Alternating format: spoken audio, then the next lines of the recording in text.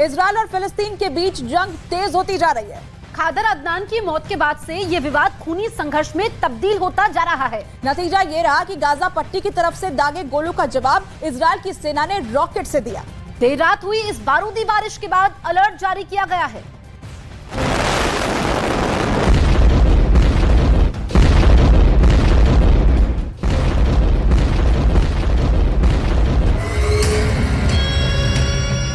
Israel और फिलिस्तीन के बीच तनाव बढ़ता ही जा रहा है। खूनी संघर्ष के बीच तबाही का एक ऐसा मंजर देखने को मिला जिसने हर किसी के होश फाख्ता कर दिए।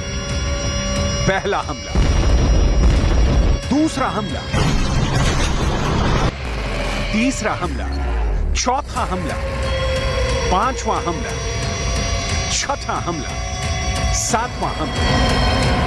आग बरसाते इन गोलों की बारिश जिंदा लोगों का कब्रिस्तान बना रही है। बस्ती की बस्ती राख में बदल जा रही है।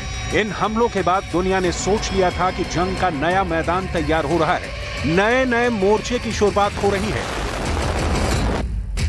ऐसा लग रहा है कि जैसे इजरायल ने फिलिस्तीन के शहर गाजा को तबाह करने की कसम खा ली हो और सूरज निकलने से पहले ही उसका वजूद मिटा देंगे।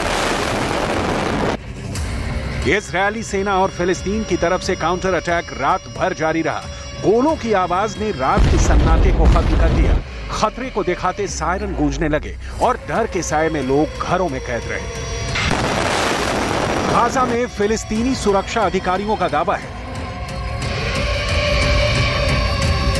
कि इजरायली टोही ड्रोन से हमला किया गया और फिर उत्तरी, पश्चिमी और मध्य गाजा में एक के बाद एक कई विस्फोट किए गए।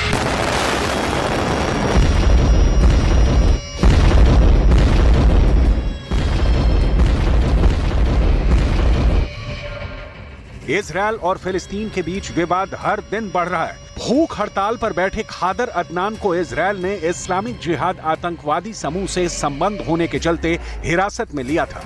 वो करीब 3 महीने से इजरायल की कैद में था, जिसके बाद बीते दिन उसकी मौत हो गई। और अदनान की मौत के बाद दोनों ओर से हिंसा भड़क गई और अब ये विवाद खूनी संघर्ष में बदल रहा है। गाजा से इजरायल की ओर 3 रॉकेट दागे गए थे, जिनके जवाब में इजरायल सेना ने हवाई हमले शुरू कर सब धुआं धुआं कर दिया। इजरायली सेना के एक प्रवक्ता ने दावा किया है कि पहले एन्क्लेव से दक्षिणी इजरायल में रॉकेट हमले किए गए थे, जिसके जवाब में इजरायली वायुसेना ने गाजा पट्टी में आतंकवादियों की चौकियों पर हमला किया। उनके विमानों ने सैन्य चौकियों, प्रशिक्षण स्थलों, हथियारों के भंडारण की सुविधाओं और सुरंग को टारगेट किया था। इजरायल ने गाजा पर टैंक फायर से हमला किया था। सेना का दावा है कि वो गाजा पर हवाई हमले कर रही है।